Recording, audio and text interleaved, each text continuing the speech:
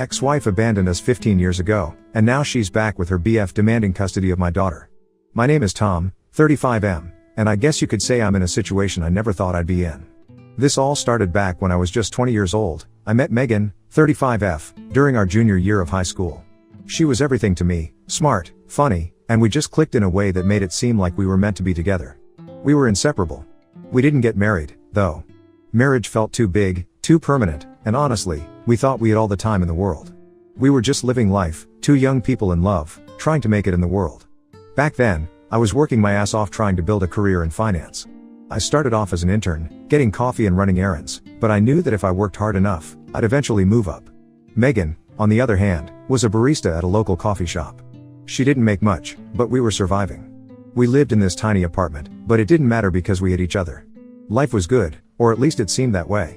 Everything changed when Megan got pregnant. It wasn't planned, but we were excited in our own way. We were scared, sure, but we thought we could handle it. When our daughter, Mia, was born, it was the most beautiful, terrifying day of my life. Megan went through a brutal 14-hour labor, and I could see the toll it took on her. After Mia was born, Megan seemed different. She was struggling, but I thought it was just because of the exhaustion from the labor. I had no idea how bad things were going to get. The first few weeks after Mia was born were rough, to say the least. Megan became distant, almost like she was a different person. She'd spend hours just staring out the window, and when she did speak, it was to criticize me. She'd snap at me, call me useless trash, and it felt like nothing I did was ever good enough. I tried to be understanding, thinking it was just the stress of being a new mom. I was doing my best to juggle everything, work, taking care of Mia, and trying to support Megan, but it was overwhelming. I'd come home after a long day, completely drained, only to find that Megan hadn't even touched Mia's things. She'd be sitting there, doing nothing, while our daughter cried in the next room. I didn't know what to do. I was terrified of saying the wrong thing and making it worse. Then, one day, I came home from work, and the house was eerily quiet. I walked into Mia's room, and there she was, crying her little lungs out in her crib. She'd been left alone for hours. I frantically searched the house, but Megan was gone. Her clothes, her personal items, everything was gone. No note, no explanation, nothing. I tried calling her, but her phone was off.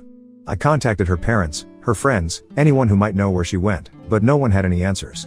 After months of searching, I finally had to accept that she wasn't coming back. She had abandoned us, just like that. Adjusting to single fatherhood was one of the hardest things I've ever had to do. In the beginning, I was a mess. I was sleep deprived, stressed out, and constantly worried that I wasn't doing enough for Mia. But I had a lot of support from my parents and my sister. They stepped in to help whenever they could, and I don't know how I would have managed without them. Slowly, I figured out how to balance work and taking care of Mia. It wasn't easy, but I made it work because I had to. As Mia grew up, I made sure she had everything she needed. She was a happy, well-adjusted kid despite everything. I was honest with her about her mother leaving, but I kept the details vague. I didn't want to burden her with the full story, at least not until she was older. Mia was a bright, curious child, and she asked questions, but I always tried to keep my answers simple and reassuring. For years, my focus was entirely on Mia and my career. I didn't date much, didn't really have the time or energy for it. But when Mia turned 12, I met Olivia, 33F. We took things slow, and she was incredibly understanding of my situation. Olivia and Mia got along well, and that was important to me. After a while, Olivia and I fell in love, and we've been together ever since. Life was good, my career had taken off, Mia was thriving, and Olivia was a wonderful addition to our lives. So, here's where things take a turn. A few weeks ago, I was out with Olivia, just grabbing dinner, when I got a frantic call from Mia. She was home alone, and Megan, yes, the same Megan who abandoned us 15 years ago, had shown up at our door, completely out of the blue. And she wasn't alone. She had some guy with her, Daniel, 40M, who she introduced as her boyfriend. Mia was in shock and didn't know what to do. When I got home, I was furious. Seeing Megan standing there, in my house, after all these years, made me extremely angry. She was crying, apologizing, saying she needed to explain herself. Mia was just standing there, wide-eyed, not knowing who these people really were. I lost it. I said some terrible things to Megan, things I probably shouldn't have, but I couldn't help it. She had no right to just walk back into our lives like nothing happened. After a while, we all sat down, and Megan started telling her story. She claimed that she had severe postpartum depression, and that's why she left. She said she spent the last 15 years finding herself and that Daniel had encouraged her to reconnect with us. According to her, she was finally ready to be a mother again and wanted to build a relationship with Mia. But that wasn't all. Megan had the audacity to suggest a shared custody arrangement. She actually believed she could just step back into Mia's life and play the role of the loving mother, as if the last 15 years hadn't happened. I couldn't believe what I was hearing. I laughed in her face and told her she must be out of her mind. I made it clear that there was no way in hell I was going to share custody with someone who abandoned their child. I told her and Daniel to get out of my house, and that if they didn't leave, I'd call the police. I promised them that I'd be talking to my lawyer about my options, and that if she tried anything, I'd make sure she regretted it. They left after that, but I could tell this wasn't the last I'd see of them. Now here I am, trying to figure out what to do next. Mia is curious about her mother, and I get it. She's 15, and she's never really known her. But I'm worried. I don't trust Megan, and I'm afraid she's going to try and worm her way back into Mia's life. I don't know what her legal rights are, given that she abandoned us, but I'm not taking any chances. I'm doing my best to protect Mia while also respecting her curiosity. I've made it clear to her that it's okay to have questions, but that we need to be careful. Megan has shown she can't be trusted, and I'm not willing to let her hurt Mia the way she hurt me all those years ago. I guess what I'm asking is, am I the asshole for refusing to let Megan back into Mia's life? Am I wrong for wanting to protect my daughter from someone who walked out on her without a second thought? Update 1. Since Megan showed up at our door, things have gotten increasingly chaotic. Before I came home with Olivia that night, Megan had managed to get Mia's phone number, and now she won't stop calling and texting her. She's been bombarding Mia with messages, saying how sorry she is, how much she loves her, and how she wants to make up for lost time. On top of that, Megan's been sending gifts, expensive ones too. Jewelry, designer clothes, and even a brand new smartphone. Mia's overwhelmed, and to be honest, so am I. I've told Mia that she doesn't have to respond to anything if she doesn't want to, but I can see the confusion in her eyes. She doesn't know what to think or how to feel. But Megan didn't stop there. A few days ago, she showed up at Mia's school. She made a scene in front of the other students and teachers, practically begging Mia to talk to her. The school had to call me to come and deal with it. I had to drag Megan away, and she kept shouting that she'd do whatever it took to be part of Mia's life again. That night, Megan sent me a series of texts, saying that if I didn't let her see Mia, she'd take legal action to get visitation rights. The whole situation is getting out of control, and I'm starting to worry about what Megan might do next. Given how things are escalating, I decided it was time to consult with a lawyer. I needed to know what Megan's rights were, if any, and what I could do to protect Mia. The lawyer told me that Megan's rights were minimal, especially since she abandoned us without a trace for 15 years. The fact that she left Mia as an infant and didn't attempt to make contact until now works heavily in my favor. He advised me to document everything, every call, every text, every gift, because this could be crucial if things go to court. The lawyer also suggested that I consider getting a restraining order, especially after the incident at Mia's school. He said that Megan's behavior could easily be seen as harassment and that a restraining order would send a clear message that her actions aren't acceptable.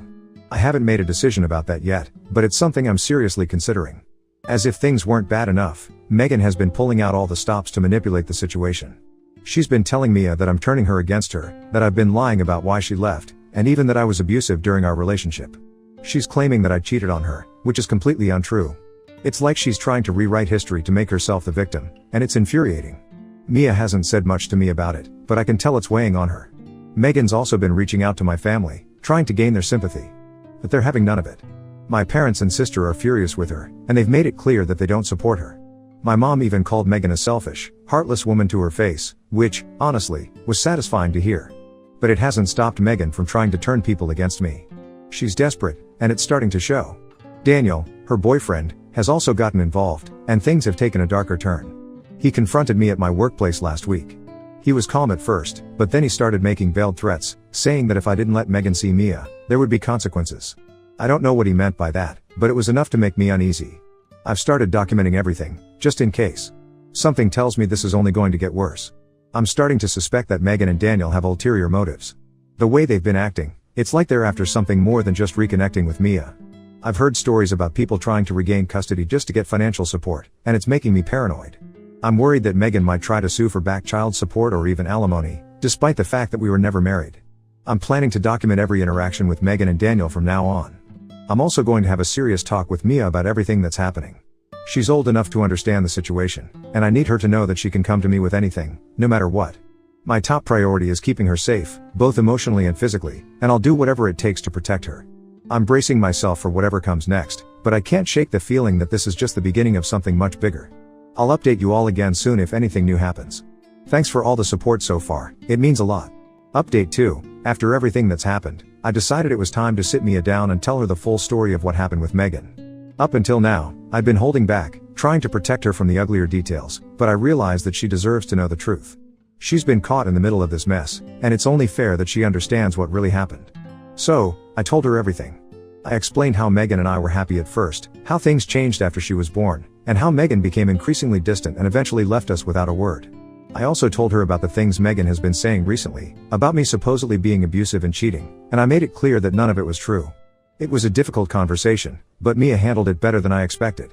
She was upset, of course, but I could see a kind of relief in her eyes, like she was finally getting some answers to questions she didn't even know she had. After we talked, Mia told me that she needs some space from Megan. She said she doesn't want to see or talk to her for a while, which I completely understand. I told her that whatever she decides, I'll support her. The next time Megan tried to reach out, Mia ignored her. When Megan realized that Mia wasn't responding, she showed up at our house again, demanding to see her. I had to physically block her from coming inside, and she started screaming and crying, saying that I was ruining everything. It got so bad that Daniel had to drag her away, kicking and screaming. I think that was the moment when I truly realized how unstable she is. Shortly after that incident, I received a notice that Megan was filing for custody and visitation rights. I wasn't surprised, but it still hit me hard.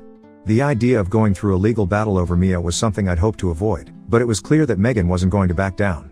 My lawyer and I prepared a counterfiling, citing abandonment, emotional harm, and her recent harassment. We included all the documentation I'd been gathering, the texts, the calls, the school incident, and the scene at my house. My lawyer was confident that we had a strong case, but I knew it wasn't going to be easy. The court hearing started, and it was as stressful as you'd imagine. Megan and her lawyer painted a picture of a woman who had made mistakes but was now ready to be a mother. They tried to downplay the abandonment, framing it as a result of her supposed postpartum depression. But we had plenty of evidence to show that her actions went far beyond just a mental health issue. We argued that she had made no attempt to contact us for 15 years and that her sudden reappearance was suspicious, especially given the timing and her boyfriend's involvement. As the legal battle went on, some shocking details came to light. During the proceedings, it was revealed that Megan has a history of bipolar disorder, something she never disclosed to me when we were together. Apparently, she'd been diagnosed years before we even met but had kept it hidden. Her lawyer tried to use this as an excuse for her behavior, but it didn't do her any favors. It only reinforced the idea that she was unstable and unfit to have any custody over Mia. But that wasn't all. We also uncovered evidence that Megan and Daniel were in serious financial trouble. They were deep in debt, and it was becoming clear that they had ulterior motives for wanting to reconnect with Mia. My lawyer managed to dig up Daniel's criminal record, which included past charges of fraud. He'd been involved in several schemes to con people out of money, and it looked like he might have been trying to use Megan's situation as a way to get some sort of financial gain from me. This new information changed everything. It was clear that Megan and Daniel had been trying to manipulate the situation for their own benefit, and the judge wasn't impressed. The court ruled in my favor, dismissing Megan's case for custody and severely limiting her visitation rights. She was only allowed supervised visits with Mia, and those were to be determined by a court-appointed guardian. It was a huge relief, but the whole process left me and Mia emotionally drained. Update 3, just when I thought things were starting to settle down, I got a call from an unexpected source, Megan's younger sister, Amy. Amy and I had been close when Megan and I were together, but after Megan left, we lost touch. I hadn't heard from her in years, so I was surprised when she reached out.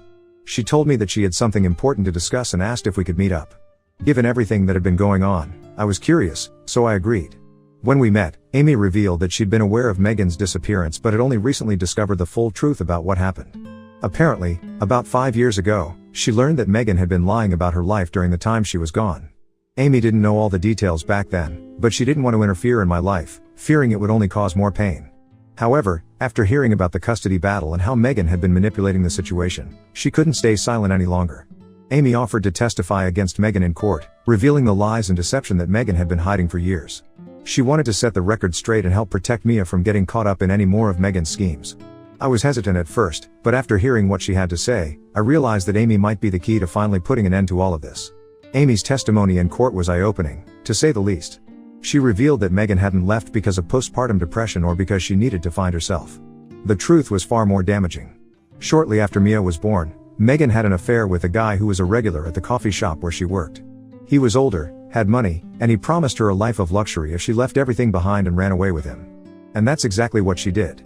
Megan and this guy disappeared together, living off his savings in different parts of the country. They lived a carefree life until his money started to run out. When their funds dried up, Megan dumped him and returned home.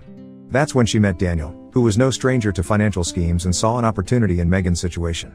Together, they concocted a plan to reconnect with Mia and me, hoping to gain some sort of financial benefit, whether through child support, alimony, or simply by manipulating us into helping them out. For years, I'd been carrying the guilt of not being able to keep my family together, and now I was learning that Megan had never intended to be a mother in the first place. She had just been looking out for herself, and Mia and I were nothing more than collateral damage in her selfish pursuit of a better life. The final nail in the coffin came when we dug deeper into Daniel's past. It turned out that he had discovered my recent success through mutual acquaintances. He knew I was doing well financially, and he saw Megan's connection to Mia as a potential goldmine. The plan was simple: get Megan to reconnect with Mia, establish some sort of custody or visitation rights, and then sue me for back child support and whatever else they could get their hands on. Daniel's involvement was purely about money, and Megan went along with it because she was desperate. She saw it as a way to regain some of the life she'd lost when she ran out of money with her last boyfriend. But the plan backfired spectacularly. With Amy's testimony and the evidence we'd gathered, their house of cards came crashing down. As the truth came out, Megan's world fell apart. Her family, friends, and even the few allies she had left turned against her. They couldn't believe the extent of her deception, and she quickly found herself isolated. Daniel, who had been so supportive when he thought there was money to be made, abandoned her as soon as the plan failed. He cleaned out whatever money they had left and disappeared, leaving Megan with nothing. In the end, Megan had a complete mental breakdown. She was hospitalized briefly, and when she was released, she was a shell of her former self. The court dismissed her case for custody, and I was granted full custody of Mia, with no obligations to Megan whatsoever. Mia has been handling all of this remarkably well, considering the circumstances. She's angry at Megan for the lies and the manipulation, but there's also a part of her that pities her mother. After everything that's happened, Mia decided that she wants to maintain minimal, supervised contact with Megan, just to see how things go. I've agreed to it, as long as it's on her terms and in a safe environment. Final update: throughout all of this chaos, Olivia has been my rock. She stood by me, supporting me through every twist and turn, and I don't know how I would have gotten through this without her. After everything settled down, I started thinking more about our future together. Olivia's been a part of Mia's life for years now, and she's been nothing but loving and supportive. I realized that I was ready to fully commit to her, to start a new chapter in our lives. A few weeks ago, I took the plunge and proposed to Olivia. It wasn't some grand, elaborate proposal, just a quiet, intimate moment between the two of us. But it was perfect. She said yes, and now we're planning our wedding.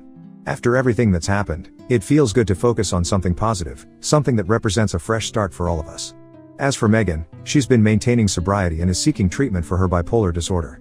I've heard through the grapevine that she's been trying to turn her life around, but it's hard to say how genuine her efforts are. She's been allowed monthly supervised visits with Mia, but those are strictly monitored and on Mia's terms.